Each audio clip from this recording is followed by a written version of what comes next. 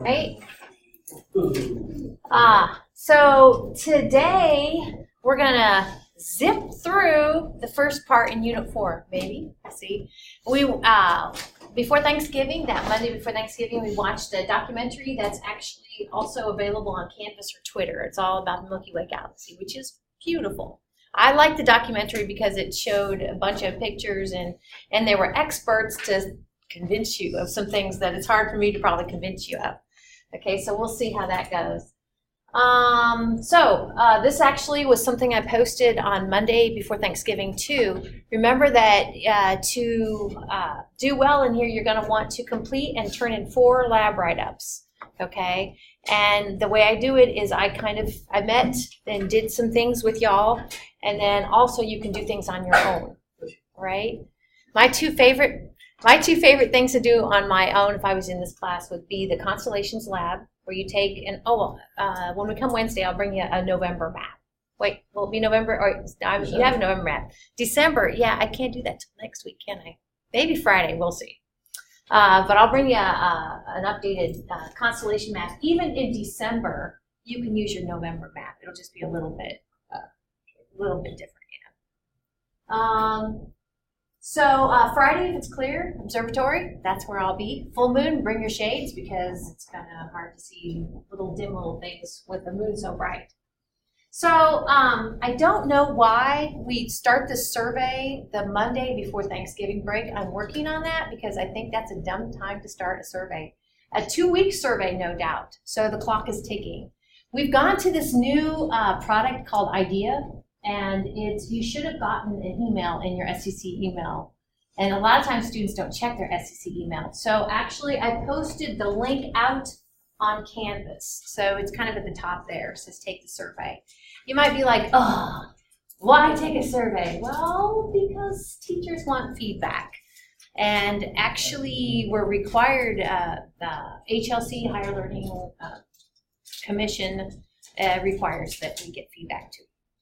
So all of your classes, not just this one, but all your face-to-face classes, it's a cool evaluation tool. I hope it'll be pretty painless for you as the students. Like most surveys, there'll be a place at the end you can kind of put comments. Know that they are totally anonymous. When faculty like myself who's doing a class look at the results of the survey, we don't see any names associated with anything. Okay, so honestly, give your honest feedback. You can do it from your telephone too. So what I've done in the past with surveys, and I'm going to do this again, actually, if at least half of the people in here, which puts us at about 8, if you complete the survey, then I'll bring cupcakes on Friday the 8th. So the survey closes actually Monday the, 4th? Do you have any? It sort of. Oh, okay. I don't know which 8 will have completed the survey, so. Are these what kind of cupcakes are we talking? Well, they aren't the gourmet cupcakes. Oh, you see, yeah, I'm sorry. Probably Hy-Vee. I like Hy-Vee cupcakes. Oh, come on. Hy-Vee's okay. Yeah, they do good. They do good work. Exactly. It's okay. So that's the plan there. So again, I won't see who's doing it, but I'll kind of see if students are doing it or not. Let me know if you have any run into these snakes or have any questions. Okay? All right. The Milky Way galaxy. Drum roll. Da, da, da. So some of this might feel like we're going kind of fast, but part of it is because we just saw a video on it a week ago. Okay, and part of it is, yeah. So nighttime sky, stars, and this is, if it's dark enough, this kind of band would be the Milky Way. Now remember, with the Milky Way, what you're doing is you're looking into the disk of our galaxy. One of the cool things, there's a lot of cool things about science, is that it kind of builds on itself, which everything should. We shouldn't call reinvent the wheel, right? But the other thing I am so surprised about, we're going to see a little bit of history about the concept of a galaxy. Now, a lot of times going through grade school, you kind of know the idea of a galaxy, okay?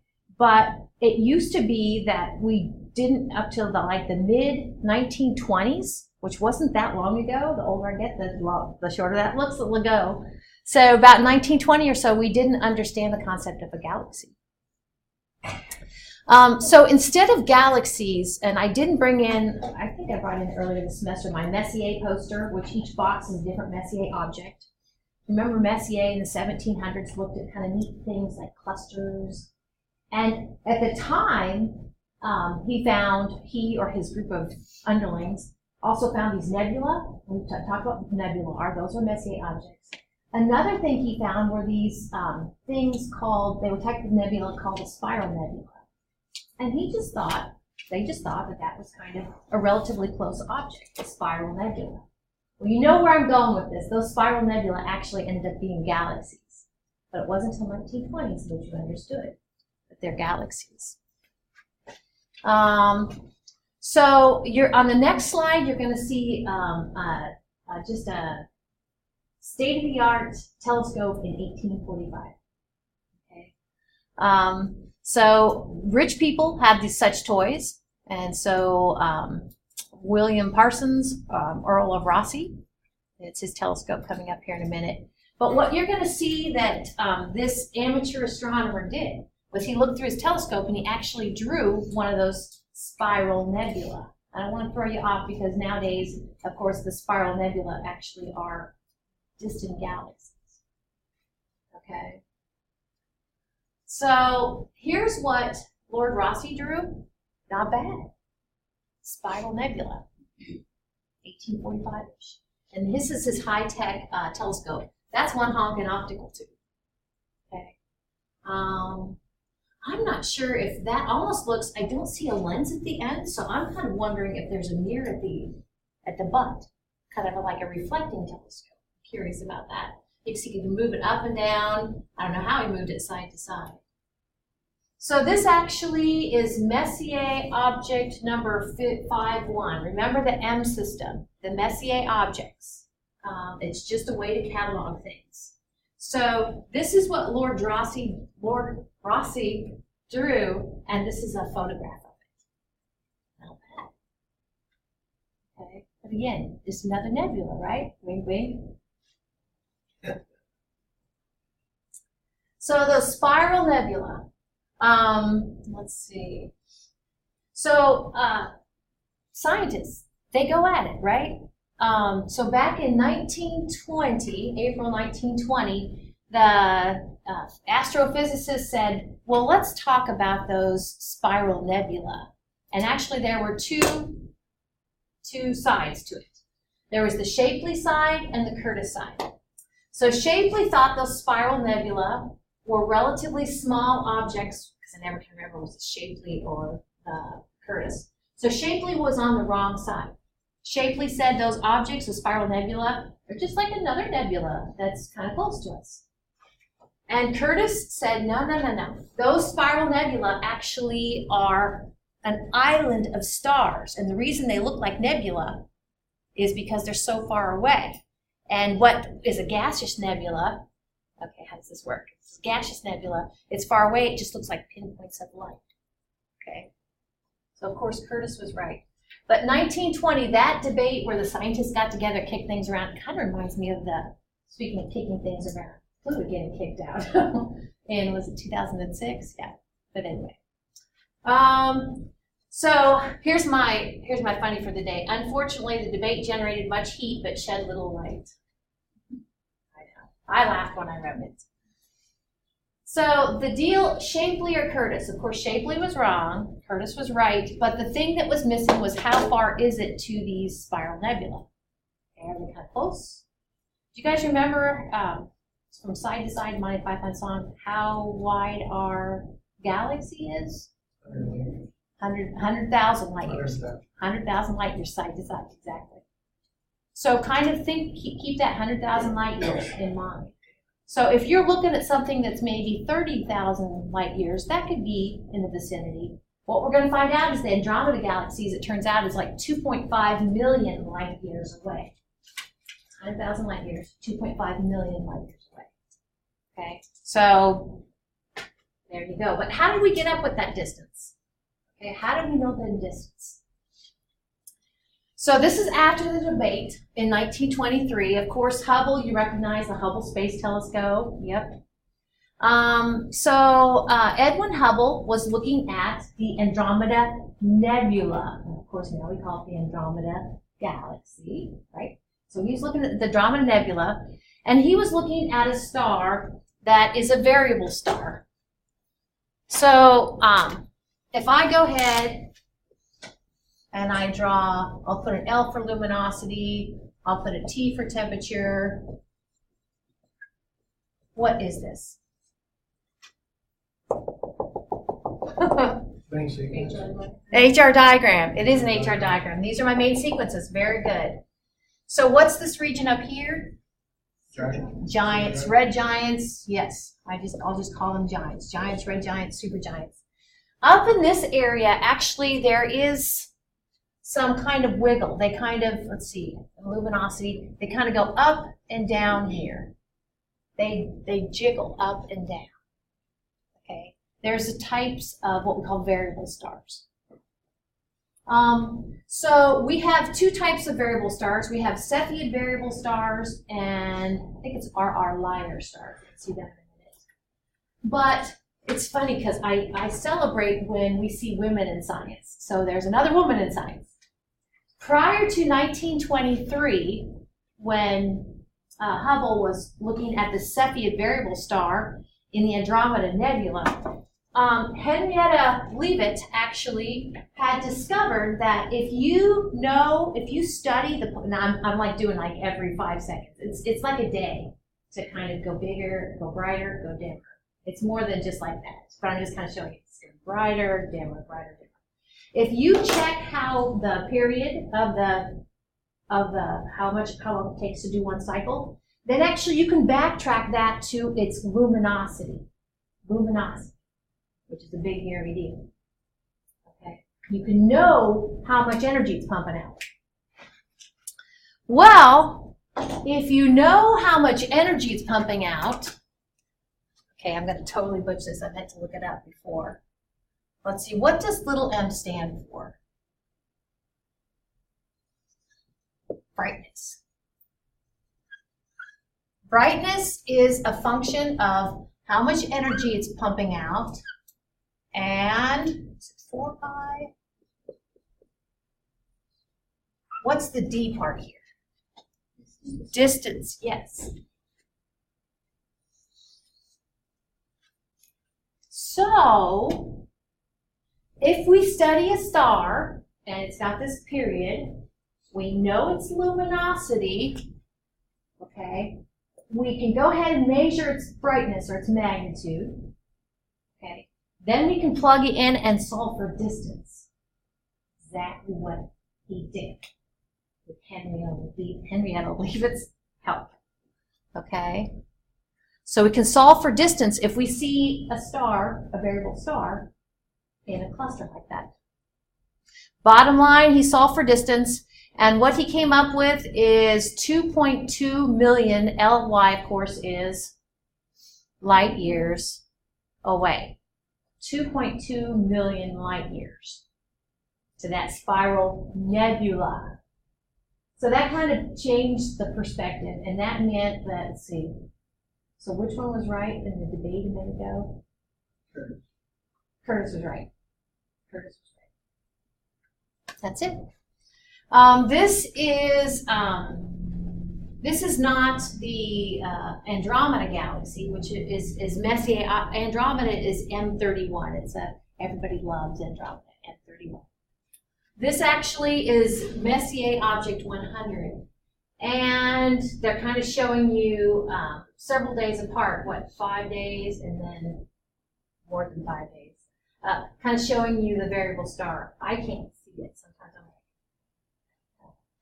like, this, maybe? I don't know. It's a variable. Looks like it's coming closer to you. Yeah. Like it's getting Yeah. bigger. Yeah. So the debate was over. Then we changed. I wonder how this worked. Like, all the books said spiral nebula, needed to go and scratch out nebula and put galaxy. Okay, the spiral nebula actually were galaxies. So I like that story. Switching gears. So if we do, and I didn't bring my paper plate, but picture a paper plate, that's kind of like our galaxy, okay? It exists on a plane, and pretend this is a circle, okay? And of course, we are here in the plane of the galaxy. Is there stuff, starts with letter H, what do we call this region? Do you remember? Halo. Halo, very good. We have a halo region, and then we have the disk region of our galaxy. Yep. And is there stuff in the halo region? Yeah. In fact, speaking of, one of the things early on when they considered that, all right, we are just one galaxy, and if I put another piece of paper out here, this could be Andromeda, this would be M100. Okay, so we're actually going to talk about how these galaxies are organized, right? But one of the things you might want to know is, well, where is the center of a galaxy? By the way, we're going to talk about this in a minute. What is in the center of a galaxy? Black hole, supermassive black hole. Don't visit it, okay? What's that black hole called? Sagittarius A star, yeah. Because the reason we call it Sagittarius A star is from our perspective, so say the sun is here, if we are looking here, this direction in the nighttime sky, this actually is the constellation Sagittarius. So it just kind of looks like it's in the constellation Sagittarius. So 1780, did we understand the concept of a galaxy yet? Nope. So we're back to, we're not back to, so Herschel actually had an idea about finding the center of our galaxy before they knew the concept of a galaxy. What's my favorite, what's the two types of clusters of stars? Globular and open. Which one's my favorite? Both my favorite. So he actually looked at globular clusters. Oh, maybe this isn't there. Yeah, I think it is. Oh, I'm getting ahead of myself. That's Shapley, sorry. Herschel, he didn't look at globular clusters. Okay, so what he did is, if this is our galaxy, and I said we're we are about kind of halfway out. This is 100,000 light years side to side.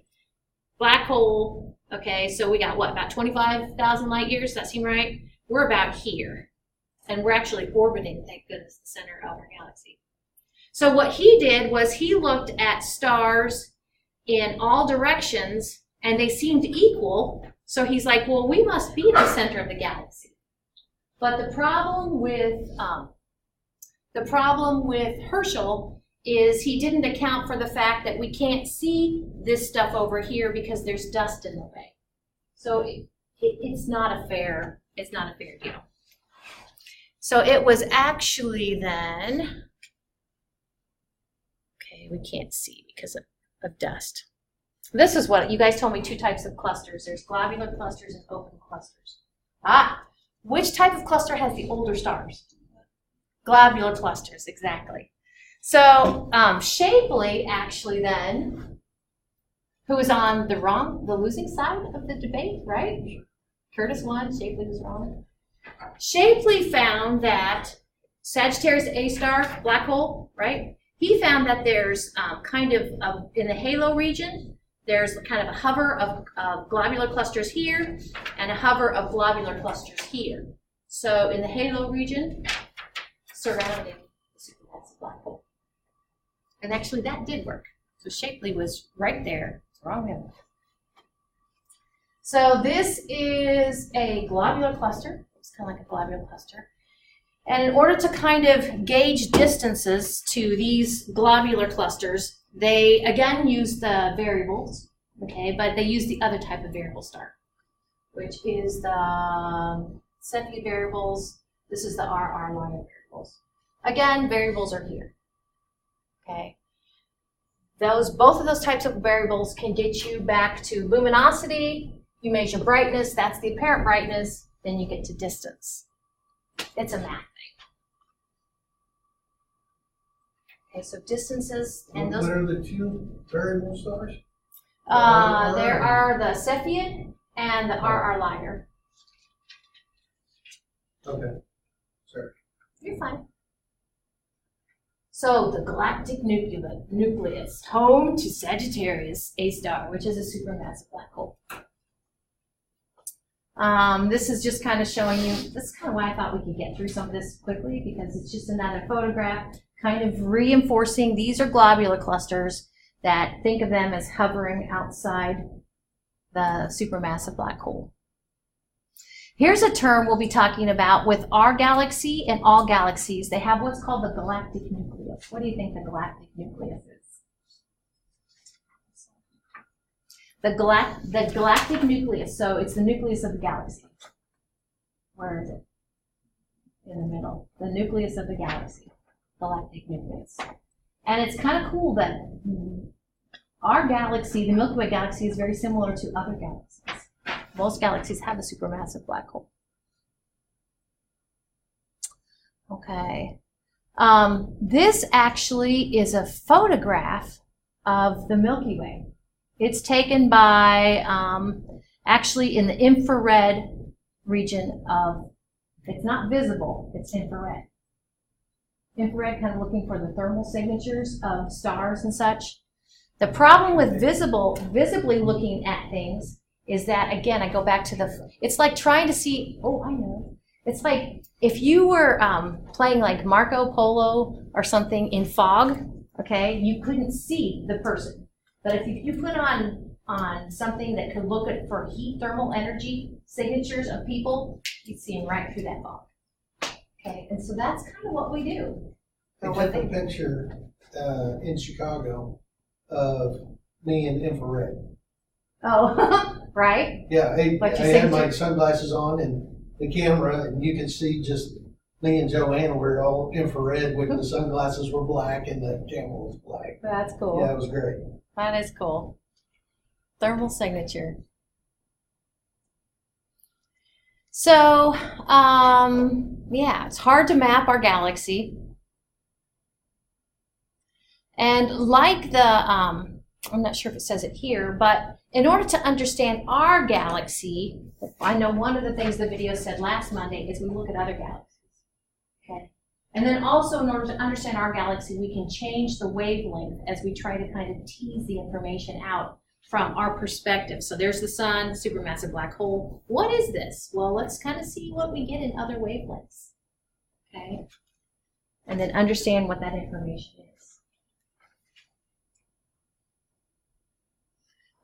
So this is a photo. Hopefully we're all good. Anytime you see a capital M, that's a Messier object. M83 used to be a spiral nebula. Now it's a spiral galaxy.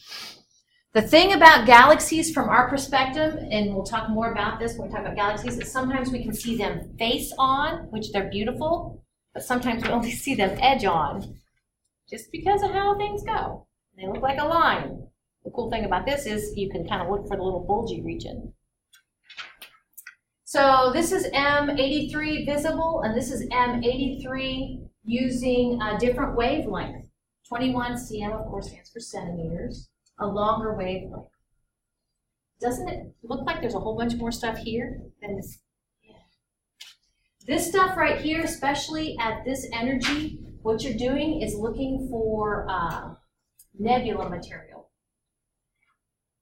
All right. We talked about molecular clouds, right? A synonym for molecular cloud is actually sometimes just called an HII, which is Roman numeral 2, H2 region. What element is H? Hydrogen, exactly. So think of kind of these as being kind of those molecular cloud regions. And what can happen in molecular clouds? Star formation, very good. And what is it, OB, when we're talking about stars?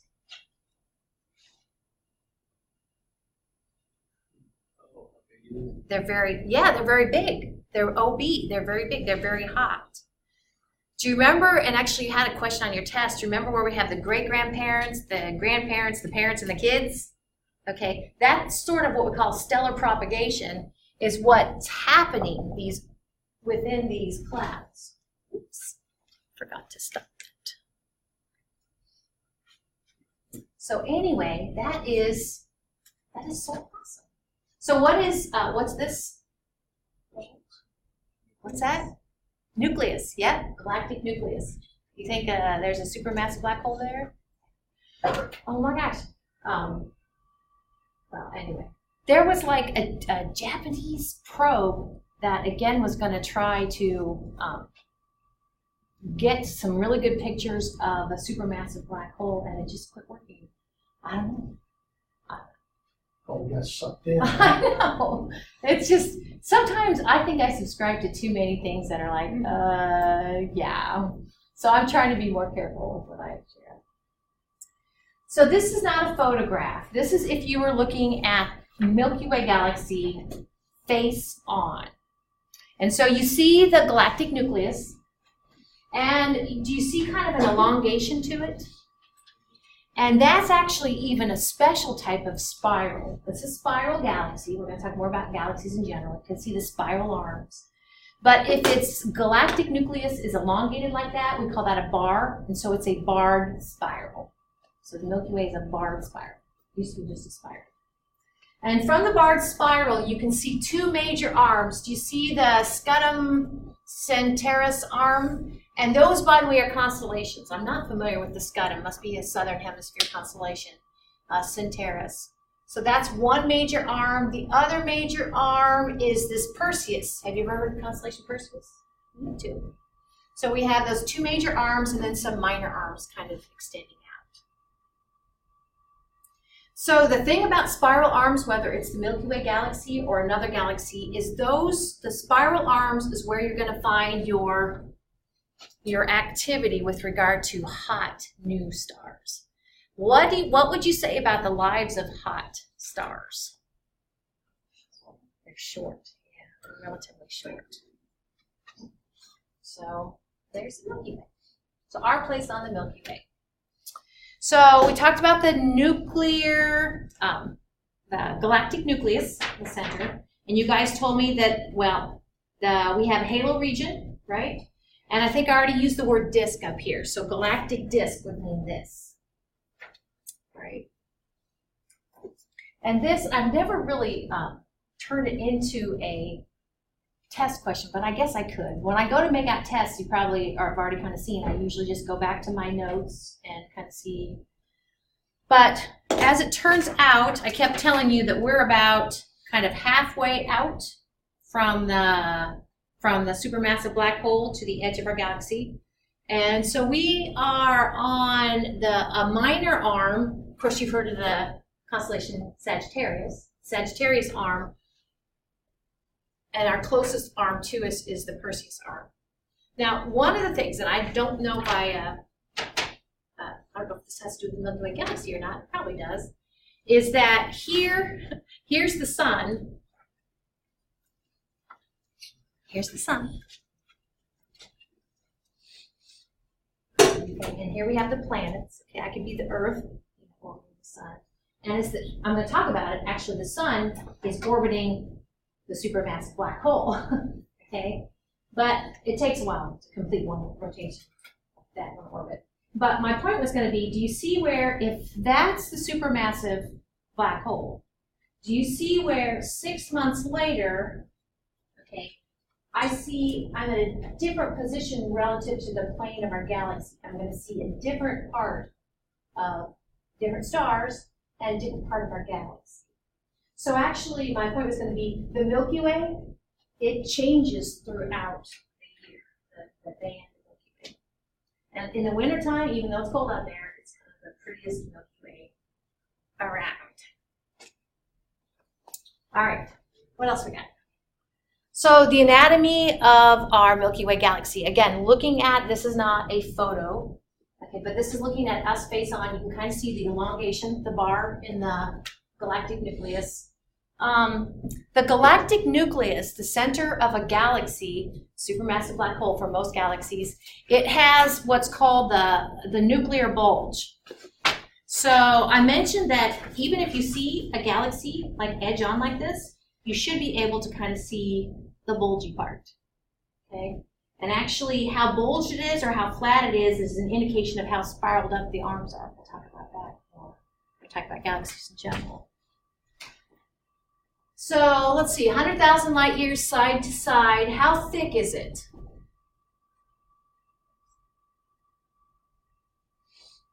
Let's see, I'm liking right here. It's kind of got a range. How thick is it? Is it thicker, closer to the bulge, or out to the edge? closer to the bulge. Yep. So you're looking at, let's see, this is 400 light years, 2,000 light years. Oops. It's hard to tell, but to me, it's kind of showing you this depth here. It's 4,000 light years, and it shows out farther. It's showing it kind of flares out almost. You know what I'm saying? I have to double check that. 400 light years, 2,000 light years. Isn't that what you're reading? I will Google it. How thick is our galaxy? That looks weird to me. I got my pen to work. Let's see if this works. It's the little things in life. So what I'm saying is this guy right here looks thinner. Wait, yeah. Than this guy right here, which does not seem right to me. Yeah, it does. Is it talking about the halo? Maybe. The halo we're going to see is kind of spherical. But here is this whole distance was about 100. It says it's approximately 1,000 light years thick. 1,000 light years thick? Okay, thank you. Weird. Because this one looks like it's only, yeah, that might be the halo, but this is kind of doing the disk versus, I wonder if, I don't know. Sorry, I get sidetracked. I'll look it up. It won't be on the test, but I'm curious now. All right. Scary place. Do not go here, right? So visibly, this isn't what our supermassive black hole looks like, but this is taken in, I believe, infrared. So Sagittarius is abbreviated SGR, Sagittarius. A place in the sky called Sagittarius A star is the supermassive black hole that I've been talking about. Cool. Now, we talked about black holes. This will make sense to you guys. So we talked about black holes. What is the edge? What separates the black hole from the rest of the universe? Event horizon, exactly. That's what I was after, event horizon. The event horizon. So that whenever you see even like infrared radiation coming off like that, you've got to picture that it's beyond the event horizon. So even though that's an indication of a black hole, it's not the black hole itself. It's more of an indirect indication. All right. So this is our galaxy again. We're looking at it not face on, but edge on. So you can see the disk, and you can see the center of the galaxy is marked here. Thick disk, thin disk. Yeah, see, that should be thicker, thinner. The halo region. So what shape would you call the halo region? Spherical. I would too. Isn't that cool?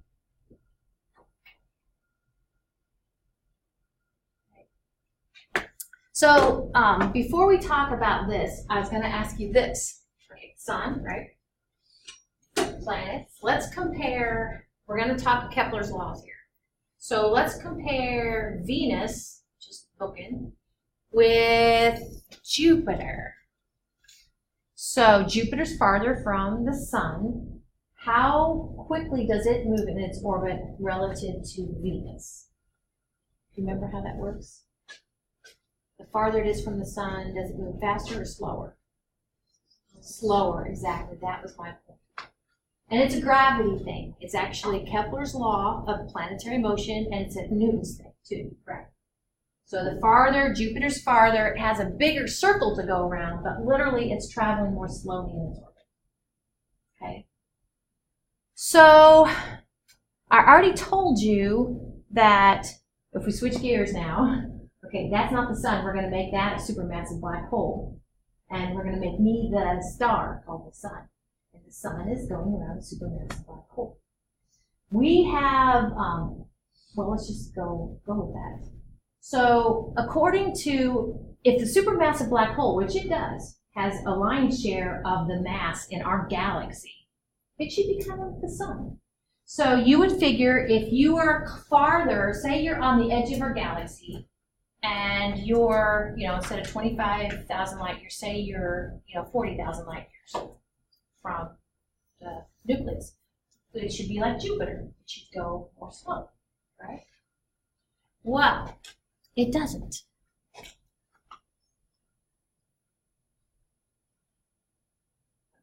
This is showing you, actually, do you see the two colors up here? Well, I shouldn't say that because some people are colorblind. But there is this one that goes up and down. That would be the path of a disk star, kind of going up and down, relatively ordered. And then we have these wild children, these halo stars, that actually also orbit the center of the galaxy. So here, these are kind of the nice orderly orbits of disk stars around the center of a galaxy. This could be our galaxy or any galaxy. This is kind of like the wild children, the halo stars. They get to make it up as they go.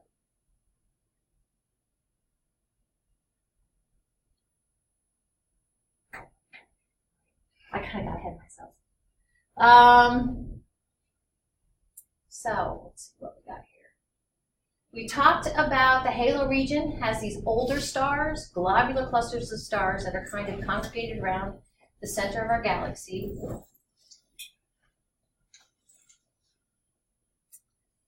Also outside, and we've talked about our galaxy is on a collision course with which big galaxy? Andromeda, yeah. Our galaxy, and actually the Andromeda galaxy and our galaxy are similar in size. I think Andromeda might be a little bit larger. And what we're going to see is that galaxies actually kind of come in families, and they are a family that there's going to be an interaction a long time from now, okay? Probably what's going to happen is that you figure it's got a black hole, it's like merging families. What do you do with your black holes, right? Well, the black holes will probably form one humongous black hole, and the stars will have a little bit of momentum, and some of the stars will probably kind of pass on through. Some of the miscellaneous stars and other stars will kind of stay in the shared family. But the supermassive black holes will probably combine. Some of them stars collide now. Will they collide? I've heard them talk about this, and probably not, because a lot of times what we think is like really close stars is there's still a lot of space between them. Right, but I mean, there's hear trillions of stars out there. I mean, those are big families, the right? odds are pretty close that one's going to hit one. You know what I'm saying? So right. There was a thing at the planetarium that the one of the planets that they had hit, and it's kind of oval looking now because it hit. Okay. And it's like oval instead of round. Yeah. Because the impact on it, and it Sure. knocked the ice off of it, and now it's oval. That's so cool. It's really Yeah. cool, but it's like, okay, so it collided with another massive Yeah. item in space. Impacts have consequences. Yeah. So. Yeah, I hear ya. I don't know. I couldn't say for sure. But instead of Andromeda galaxy, what this slide is talking about is a smaller galaxy. Okay, this is actually called a dwarf galaxy, and this actually is interacting also with the Milky Way. So it probably won't. I don't even know if there's a supermassive black hole here. Probably not. But goodness gracious, this is probably where I thought we were a minute ago. So these two figures are kind of talking about, picture the center, picture these as looking at a galaxy face on, okay? The center would be the supermassive black hole, and you can kind of see that X is indicating stars at different distances from the supermassive black hole. Now, if it was like a record player, or a record, which you can probably know what a record is, but if it was like all right, but a CD disc, I don't know what to call it, but if it was rigid, then these guys, in order to keep the same what we call angular velocity, it would have to be, these guys would have to go faster, right? Does that make sense? And then they could go slower, like the linear velocity, but the faster linear velocity, slower linear velocity, same angular velocity. Kind of take it sweet. Okay, that's kind of what this is showing. Alternatively, this is what, this one right here, can you kind of see the difference? This one wouldn't be there moving rigidly. We could pretend, switch it up, and change these to planets. This could be our Venus, and this could be our Jupiter. Because you told me, and you're right, that according to Kepler and Newton, Jupiter's going to move more slowly in its orbit than Venus. Venus is going to move more quickly. So those are kind of a couple of scenarios. Well, now what you're looking at, finally, is kind of how things move in the Milky Way galaxy. So let's see what we got. So this is how fast it's moving along the y-axis, and along the x-axis is how far it is from the center of our galaxy. The red line is what it really does, and this blue line is the expected. So notice what we expected it to do. Finally, this could be Jupiter out here. What we expect it to do is to slow down the farther it is from the majority of the mass in our galaxy. Okay, we expect it to slow down, but it doesn't. So there's a lot of things we know, a lot of things scientists know, and a lot of things scientists don't know. One of the things that they know is how matter affects motion. So again, what we expect and what it really does is the red line. So what can explain the fact that as you get out here, it doesn't slow down like Jupiter would slow down? Well, it could be explained, and it is explained doing the math, if in that halo region, this is my halo, right? In that halo region, if there's extra mass out here that we don't see, kind of what we call, if you can't see it, we're going to call it dark. So actually we're getting to this thing called dark matter or dark mass. Okay, so we have dark matter. You look like it works for you. I can't remember the video. I'm sure it talked about this. So it's kind of fun.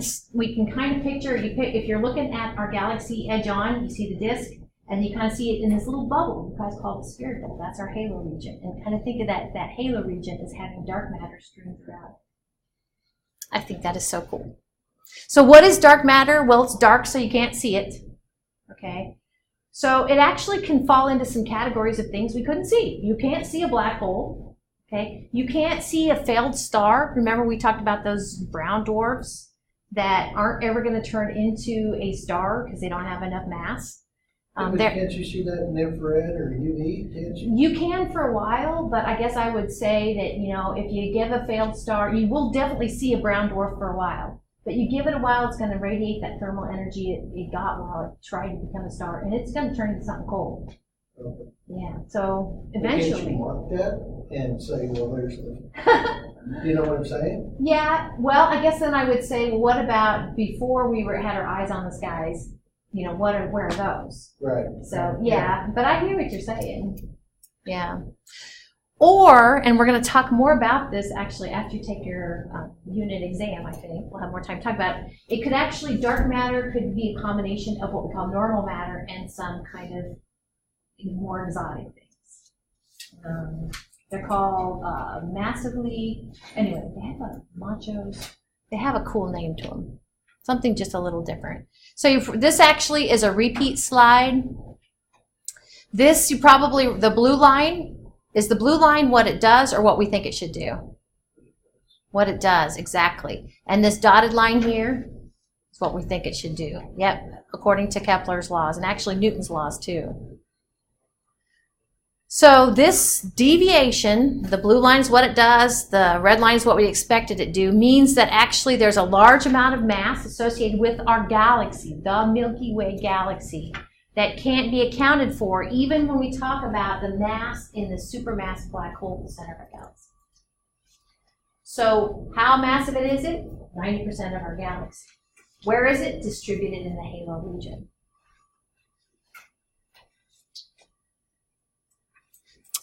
Oh, this is kind of a fun one. So if that is Sagittarius A star, supermassive black hole, and the sun is orbiting, how fast does it orbit? Well, it seems pretty fast, 230 kilometers per second. Dang. The cool thing about it, though, is as long as it's not getting any faster, as long as it's not accelerating, if it's going at a constant speed, we're along for the ride. I just think that is so cool. That is very fast. So we have completed one orbit about our galaxy in 230 million years. So I think that's weird how I have 230 and 230. That makes me suspect. I should Google that. I've done 260 on the Autobahn. Did you? Oh, what? 260 kilometers per hour. Kilometers per second. Yeah, I know.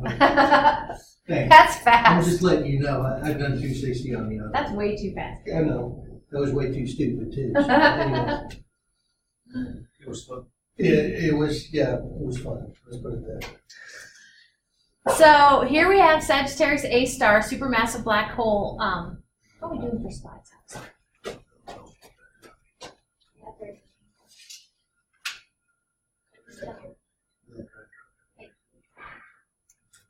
I'm just going to kind of knock this out so we can get the part under our belt. How's that? Now I'll put this whole thing up here. This is a very busy slide. Each one of these white lines represents the path that a star around Sagittarius A star, you see that star there? That is the supermassive black hole. And one of the things I just said about motion is if you can track motion, you can apply the math and understand what masses are involved. That's exactly what they did. They tracked these objects, how many there are, over a 9 period, 6 stars, 9 years. And they could actually see the stars moving around this object that must be at a mass of, 2.5 times 10 to the 6th. So that's what, 2.5 million times the mass of our, what does that dot mean? The mass of our sun, exactly. So something that massive that is about 1 AU. What's 1 AU? The distance. Exactly. It's the distance from Earth to the sun. Yeah, 1 AU. So very busy place. Don't take a road trip. So this is looking, instead of infrared, this is looking at Sagittarius A star region in X-rays.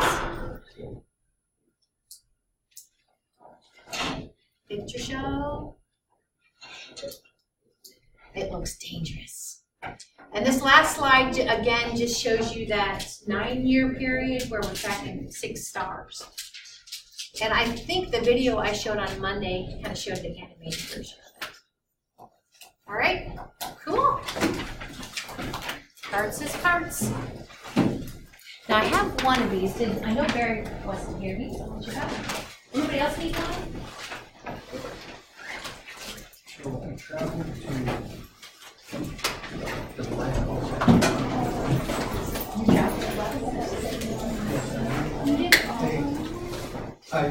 You did? I did.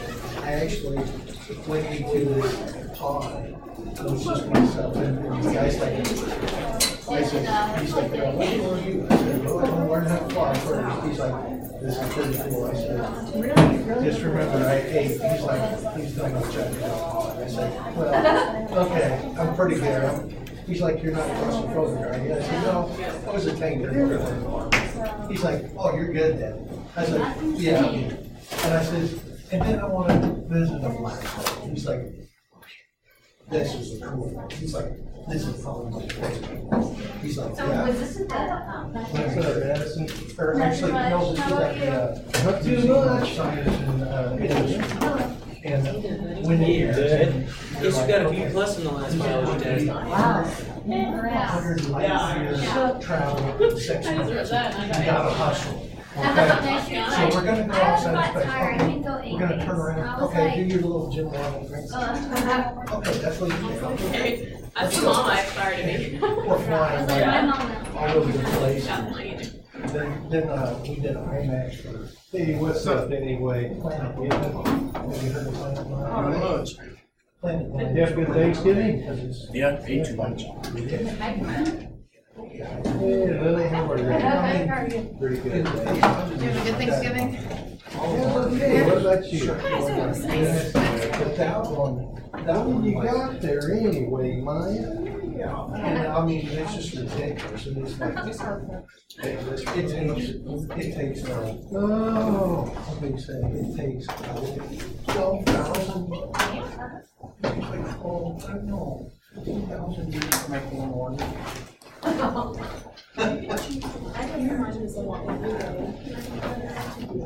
Maya, how you doing in here anyway? No, I have to attach that card and when you see the like attached file. Did you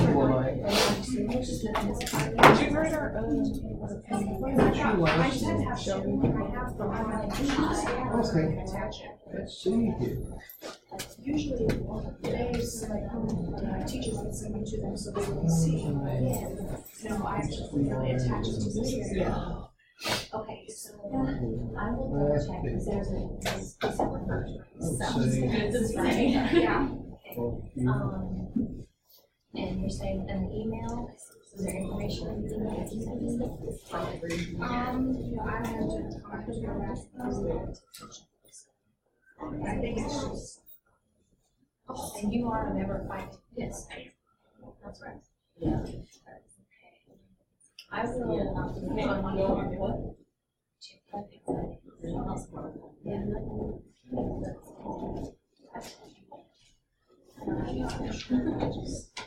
I have all of it. I just have to attach the teachers.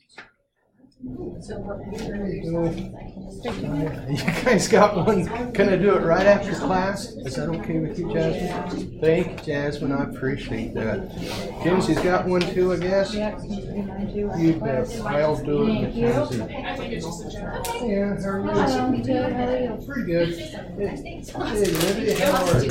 Okay, thank you. What's going on in there? Oh, back from Thanksgiving. Uh-huh. That's right. Did you have some turkey the other day, Libby? Oh my gosh. We went to Carl's sisters and we had a feast. Oh, that's nice. Wonderful. How about you? Nothing too exciting. I think my Thanksgiving